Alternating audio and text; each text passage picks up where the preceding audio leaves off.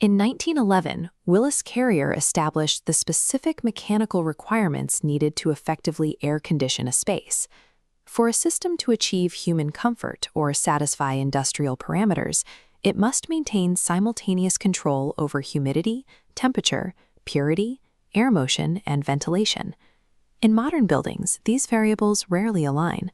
A south-facing perimeter absorbs massive solar heat, while a north-facing zone experiences significant thermal loss. With a single centralized airstream, it's impossible to satisfy both loads without compromising supply air temperature. Forcing one air volume to manage all 5 variables creates an immediate conflict between occupant comfort, indoor air quality, and total energy consumption. Legacy HVAC design has traditionally relied on modulating the volume and temperature of a single mass of air to react to these changing room loads. High-performance engineering moves away from this model, focusing instead on the complete physical separation of psychrometric variables. This requires moving moisture and ventilation through dedicated outdoor air systems, while delegating the sensible temperature control to terminal hydronics. The strategy is to isolate the latent moisture loads from the sensible heat loads, treating them as 2 distinct thermodynamic problems. One historical solution to the multi-zone problem is the constant volume terminal reheat system. The central unit cools supply air down to a fixed point, often 55 degrees, to strip moisture and meet the maximum cooling demand.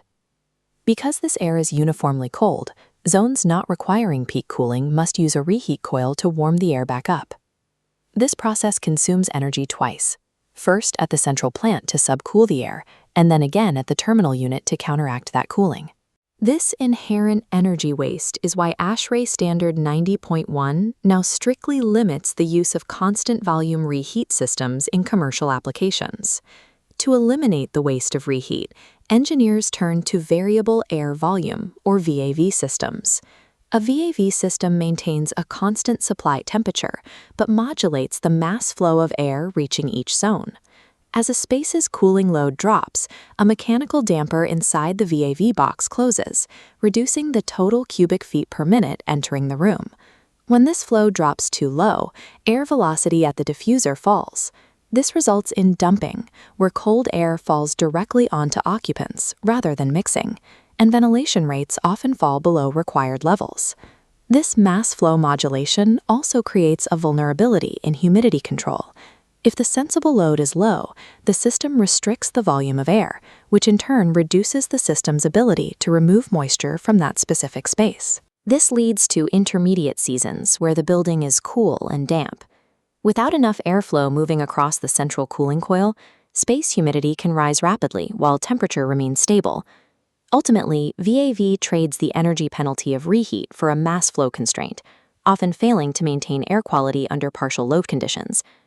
The modern alternative is to physically separate humidity and ventilation control from the space temperature control.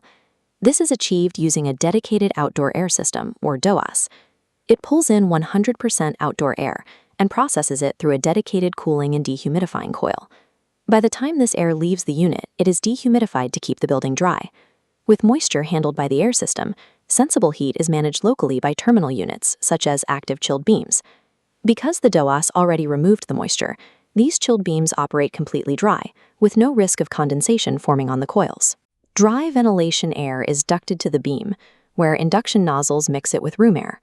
This mixture passes over a sensible cooling coil supplied with water at a temperature high enough to avoid a dew point, typically 55 to 60 degrees. This utilizes the thermal density of water. It takes far less physical volume to move energy through small pipes than through massive air ducts. Pairing DOAS with terminal hydronics creates a system where air handles the chemistry of the environment, while water handles the physics of the temperature. To see the impact of this decoupling in the field, we can look at a heat balance model for a multi-zone building in St. Louis. This data tracks hourly sensible and latent loads across peak summer and winter cycles, establishing the exact thermal exchange needed to maintain comfort. The data shows Zone 1 and 2 often having completely opposite requirements, one requiring cooling while the other requires heat. Let's compare the mass flow required to satisfy these loads. For peak cooling, a VAV system moves 15,860 pounds of air hourly.